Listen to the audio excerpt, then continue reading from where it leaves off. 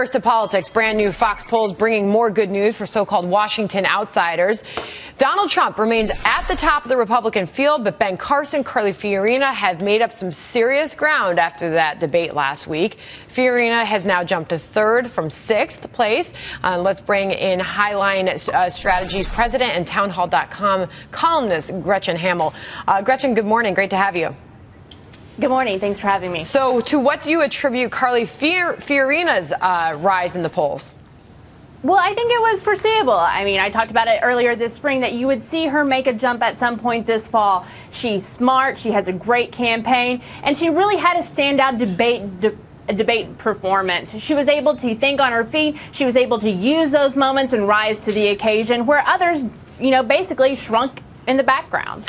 And then to see Dr. Ben Carson, Geraldo, also rising in the polls along with Carly Fiorina, catching up to Donald Trump a little bit. While Trump didn't lose any ground, they're certainly gaining ground.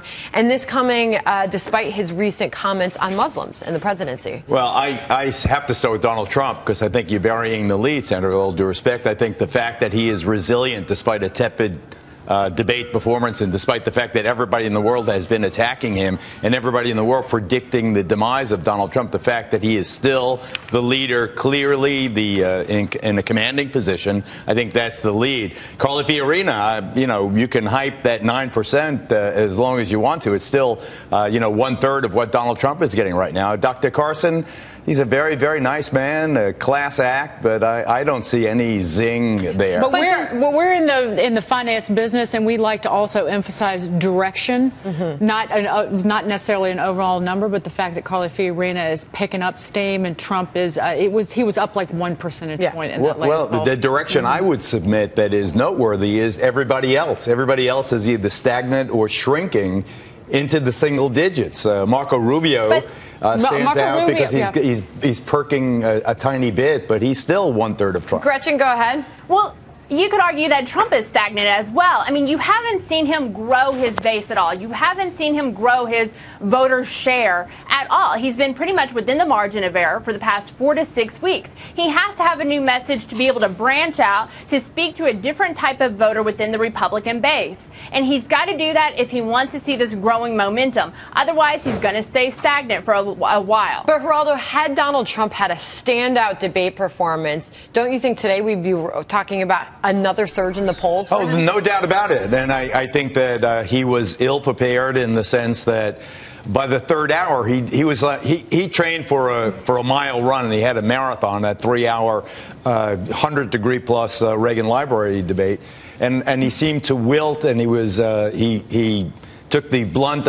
end of the specifics of the other candidates. But I still submit to you that when everyone else is so far behind, it is theirs to lose, not his. Well, he also realized that you can only get away with insulting people and insulting women to a point. No, I understand you don't like him. She grabbed him by the throat. It's not a question of whether you like him or not. The question is, he is a political phenomenon. He is still the story of the season. As much as you say, Carly Fiorina, No, she still has the HP baggage, and you will see her wilt, I submit, before you see Trump wilt. Well, Gretchen, I want to conclude with you because we're talking about the GOP field, but on the Democratic side, Hillary Clinton continues to lose ground, and Joe Biden hasn't even entered the race, and he continues to garner more support.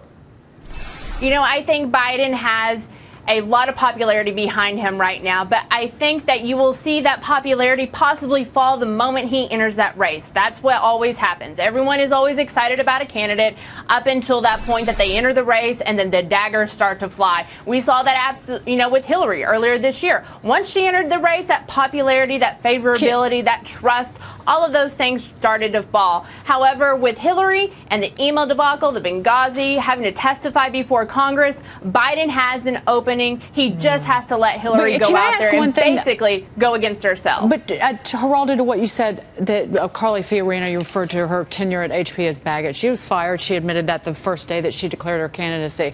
But why isn't it everything that Trump has done in the past, the fact that he was a Democrat, the fact that he's given, why hasn't any of that stuck to him? I don't know. That's baggage, too. I don't know, but Wouldn't you rather have Trump's cards right now than anyone else's?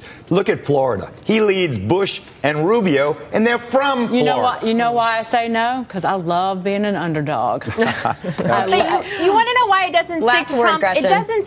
It doesn't stick to Trump because he is a known quantity, a known entity to the American voter out there. And they know with Trump, he's going to flip-flop, he's going to say things, but they don't care because whatever he says that day, they know they can trust and take to the bank that day. We don't know anything for sure. That's for sure. Gretchen Hamel, thank you.